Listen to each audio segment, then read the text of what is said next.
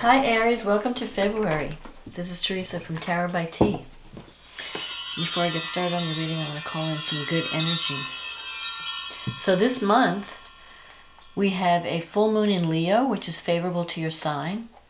Mercury goes retrograde in the middle of the month, so the full moon in Leo is on the 9th, and then Mercury goes retrograde on the 16th. And then we have a new moon in Pisces on the 23rd. And Mercury stays retrograde until March. So let's see what the cards have to say for Aries for the month of February. And happy Valentine's on the 14th. So what does Aries need to know about love and relationships for the month of February 2020? What's coming up for Aries in terms of love and relationships? What does Aries need to know?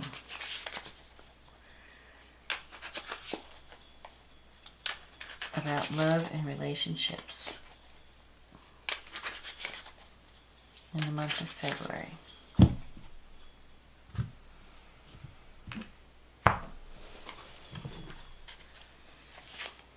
The Five of Wands, the Six of Pentacles, the Justice, the Star,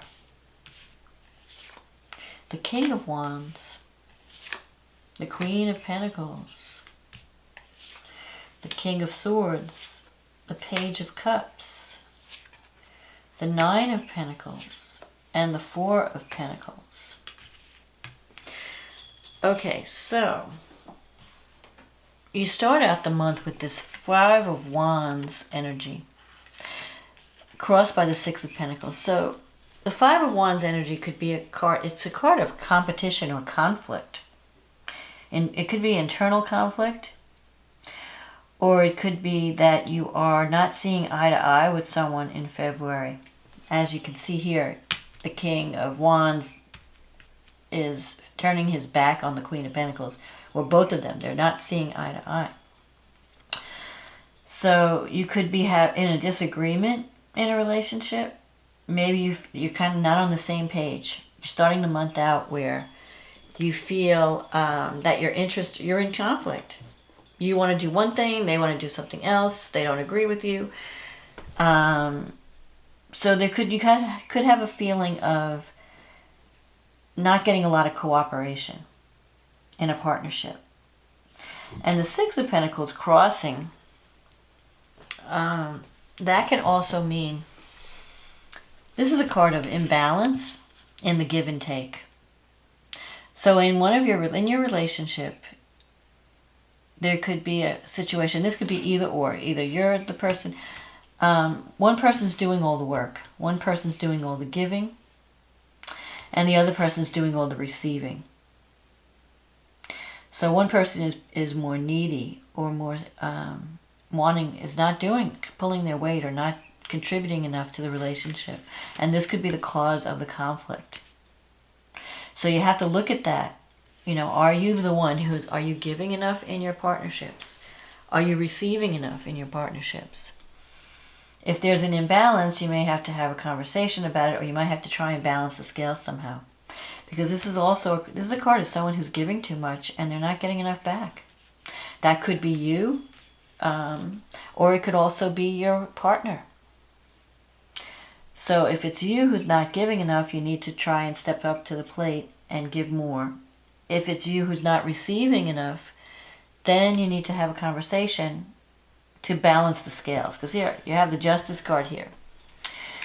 There's a sense of injustice in your relationships. You feel like you're not seeing eye to eye with people, or you want something, you want a fair outcome.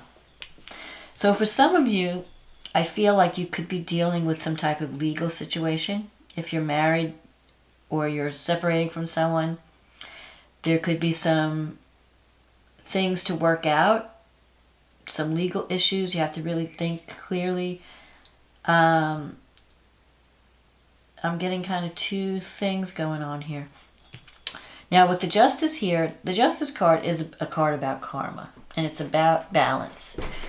And sometimes it comes up when people do have a legal situation, or they're waiting for an outcome, or waiting for a decision. It could be that you're trying to make a decision about a relationship, and you're in conflict about it, because you have the Five of Wands here. This can be a conflict where you're fighting with someone else, but it could also be internal conflict, like, what do I really want this relationship? What do I want from this relationship? I think you may be aware, if you're not giving enough, you may be questioning, why am I not giving enough? Is this person right for me? What do I want? The other hand, the Five of Wands can indicate competition.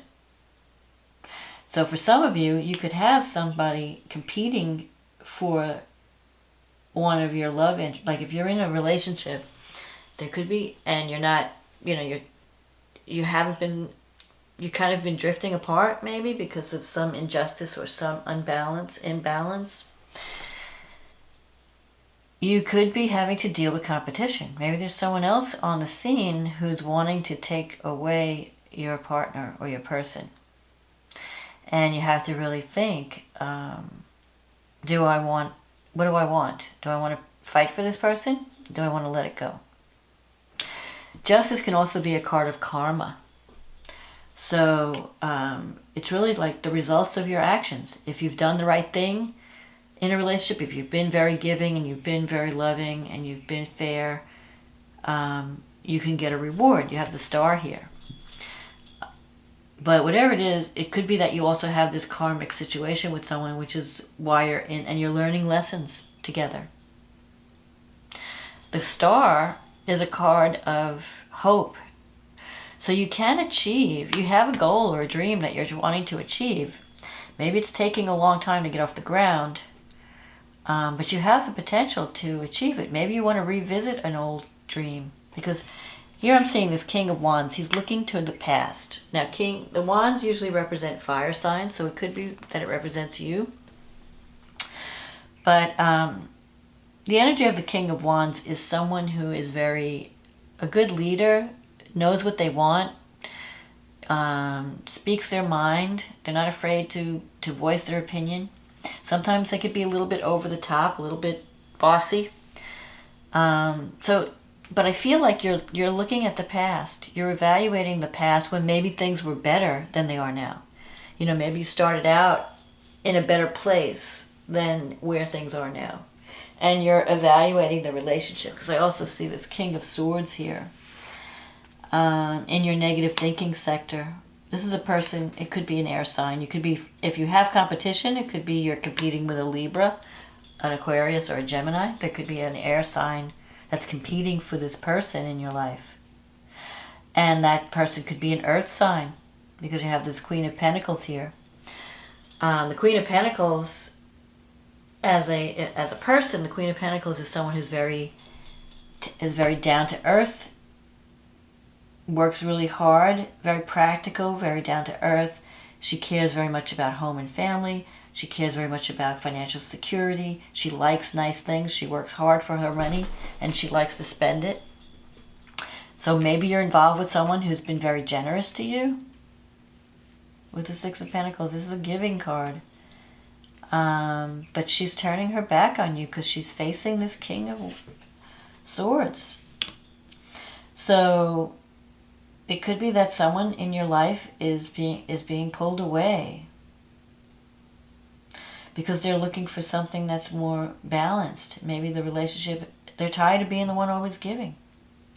So this could be you or your partner, and you're thinking, well, maybe I need to look at something else. In your environment, you have this Page of Cups. So this is a message. It could represent a child. So some of you might be meeting someone who has a child, or there could be children involved in this decision. Because the King of Swords sometimes represents having to look at the facts and make a decision based on logic, not necessarily on emotion. And really to separate what's real from what's not real. So you could be making a decision in February about a relationship. And there could be a message of love coming to you. Either you're receiving a message or you're giving a message. Because this page represents someone who's very, sometimes if it's a mess, if it's not a child, it could be a messenger, a message of love. If it's a child, it's someone who's very sensitive, very gentle, very tender. You have to be careful how you talk to them. So if you're in a relationship that's breaking up, there could be a child involved, and you have to be careful how you deal with the whole situation. You don't want to hurt this child because this child is sensitive. But if this is a message, there could be someone in your life wanting to let you know that they care, wanting to let you know how they feel, because this is the position of the person, the other, not you, your feelings, it's the other person's feelings. So this other person has very tender feelings for you. This person has love for you and concern for you. But it's possible that because of the imbalance in the relationship, they're getting tired, or they're moving on, or they're being tempted away by someone else. The Nine of Pentacles, this is your wish fulfillment. So the Nine of Pentacles is someone who's doing okay financially. You're feeling secure. You could even be starting your own business or becoming more independent. But you're feeling lonely at the same time. So if something's not working out in a relationship, you might be thinking, well, how can I fix this? Or how can I bring more love into my life? And maybe all that's needed is a conversation where you share your emotions. Because you have this Four of Pentacles here, so there's also the element of money. There could be money issues where one person might be paying for everything or doing everything. This is a card of someone who's holding on too tightly or wanting to control the outcome. Not wanting to spend money or not wanting to give love. So one of you needs to give in order to receive. So if you've been sitting there waiting to receive and you haven't been giving, there could be some conflicts around that. Or if your person is the one who's not giving enough, I feel like there could be conflicts around that. And you need to have a conversation. You can achieve a favorable outcome with the star, but it's going to involve communicating. Because right now, you're not. You're not even seeing each other. You need to be like this, talking, communicating, telling each other how you feel. But instead, it's like you're stuck in the past. One of you is stuck in the past. The other one's looking to the future. Like, okay, what's next? Because I'm not getting anything from this relationship. And someone's really trying to make a decision. Like, what do I really need to do? How can I fix this, or do I need to just walk away? So I feel like you have some conflicts to work out in February. And they can be worked out if you try to find, you just have to give. And you have to communicate. You have to give more to the person. Or communicate your feelings, communicate your love. Be more romantic, maybe. So let's see what the stars have to say. What's coming up for Aries? So this full moon in Leo is happening in your 5th house. So it could be a child. That's an issue. Something's coming to completion. Because the 5th house is the house of children, creative self-expression, romance. For some of you, you could be finalizing, working toward a dream, and it comes to completion. Full moons usually bring things to completion. They shine a light on what's going on. So you could see the truth about a friendship. You could feel that a greater need to express yourself. You're going to feel that need to express yourself. You have Mars in the 9th house. This full moon is sextile to Mars.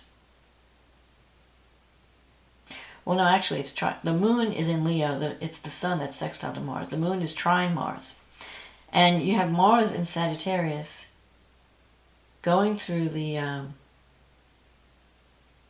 9th house. So you may be thinking about moving, going back to school, learning, communicating on a global, there might be some project that connects you with the global environment. The ninth house is also about teaching, learning, spirituality. Mars, wherever Mars is in your chart, is where your energy is. So if you're involved with someone in a relationship, they could be from a different culture than you, different spirituality, spiritual path. Maybe you're attracted to someone new and you're in conflict about, do I stay with my current relationship or do I move on to someone new? Neptune is, the moon is in conjunct Neptune. Neptune's in the 12th. So you're having thoughts about spirituality, and you might even be having some dreams or visions that trying to work out some psychological issues. Something is coming to completion at this full moon that could involve you on a new path where you can break out of your comfort zone and explore new things. You're ready to explore new worlds, new people. Maybe you're tired of the routine. Mercury's in your 12th house as well. So you're keeping your thoughts to yourself. And Mercury's going to go retrograde just after this moon, a week after this full moon.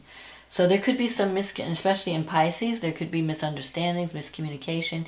And when Mercury is so close to Neptune, your thinking is kind of cloudy. So it's not a good time to make decisions when Mercury is retrograde, because things can change. But this Mercury is, at the full moon, Mercury is trining the North Node, which is in your 4th house. And it's in Cancer. So you could be trying to make a decision about, where do I need to live? Where can I find a situation? I want to build a home that's nurturing. I want to build a relationship that's nurturing to me, that's providing, giving me what I need, that's giving me healing, that's giving me like a mother's love. You're looking for that. You're looking for that family tie, that tribe. And so you might think about, maybe I need to move to a new location, or maybe I need to move away, connect with different types of people. So those could be some of the issues that are showing up around this full moon. As the moon goes through Leo, it's also going to be in conjunct to Saturn and Pluto, so in your 10th house. So there could be some conflict about how you're being seen in the world. You may want to do something that speaks more to your soul, something that's more creative. Maybe you want to have a child, or you want to have more of a family connection. But your career is in the way, or you have responsibilities. And you may feel like you have to change a lot. You have to do a lot of, it's just hard work. Whatever you have to do is involving a lot of work and responsibility. So you're really considering, what do I want? What is it that I really want? Am I willing to work hard for it? Because it's not going to be easy. I know it's not going to be easy. But, with Mercury going retrograde, I would sit tight. I wouldn't make any major changes until after Mercury goes direct, which would be in March, and out of its shadow. Because things are changing. Now, a good thing to do when Mercury goes retrograde is to revisit. Sometimes it brings people back into your life that you've lost contact with. And you may want to revisit a relationship and see if you can fix things. Mercury's really good at reworking something, refixing, going back to the past, or going back to an old project or an old relationship. See if you can fix it or make it better. It's not really good for starting something, because, especially a new job, because especially in Pisces and Neptune, because you're kind of confused right now. You're not really sure what you want.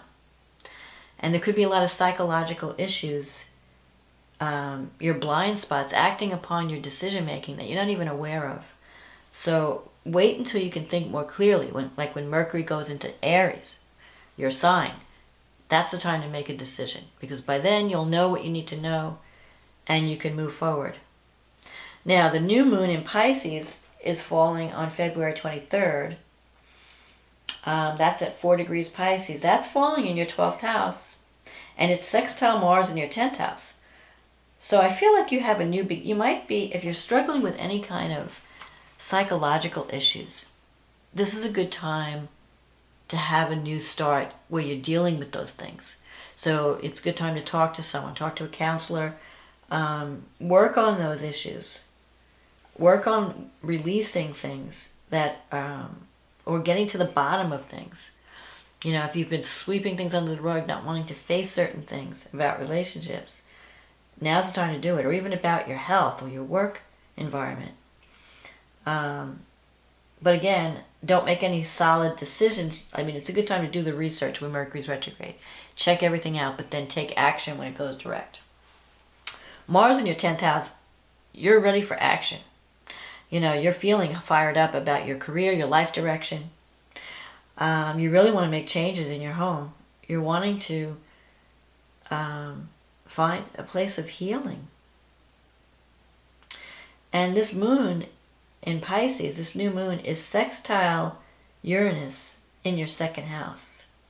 So there could be some unexpected developments around financial matters, around self-esteem, around money, because the 2nd house is the house of what do I value. It's a house of money, financial support. How do I make my money? You might be thinking about, well, how can I make myself more financially secure in this month? And what do I need to do? What do I need to change? Do I need to set up a new house? Do I have to move somewhere? Do I have to make changes in my career path? You have Jupiter in the 10th house. So Jupiter's bringing you luck. Plus Mars, which is bringing you energy and ambition. So you can make some career achievements this month with this new moon. Especially if it's something that you have been working on. It could come, you know, it could be moving into a new stage. And with Neptune and all the communication planets in the 12th house, the best way to use that energy is through creativity. Creative writing, music, art. So if you want to, you might use music or art as a means of self-expression or as a psychological tool to learn more about yourself through music, through art, through creative writing. You're going to have Venus. Venus is in the 1st house. Venus is in Aries by this new moon. So when Venus crosses your ascendant in February, it's going from Pisces to Aries. It could bring a new love, a new romantic opportunity. It could also, because you're feeling good, you're feeling more loving, you are looking good when Venus is in your 1st house. There could be an opportunity for a new beginning in love or a new romantic partner, especially Pisces. Pisces is the most romantic sign. So the new moon in Pisces, you're feeling very emotional, you're feeling very sensitive, it's a feeling moon. But it's happening in your 12th house, so there could be some blocks that you need to, or fears that you need to deal with about love, about letting someone into your life. If you've had hidden feelings for someone when Pisces was in your, when Venus was in your 12th house in Aquarius, you might have had a secret love, or you might have been feeling secret feelings with someone that you weren't able to communicate. Now that Venus is in your 1st house, you may be the one that says, I want to let you know how I feel. So, and that could take the relationship in a new direction. And especially with Uranus being active at this full moon, and Mars, there could be some, Mars and Uranus, when they come together, it's a very explosive energy. So there could be unexpected developments in career. You could get unexpected promotion, more money. Anything could happen. There could be a new beginning that brings opportunity to your life in terms of helping you to feel more secure, changing your life direction, your life path.